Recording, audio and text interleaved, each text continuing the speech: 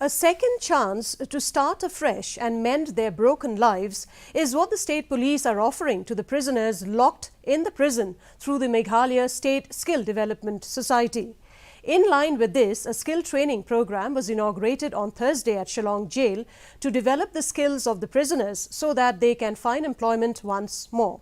According to IG Prison M. Kharkrang, the department is trying to build up the skill of the prisoners, shape it up so that they can start fresh and live a life of dignity when released on completion of their term.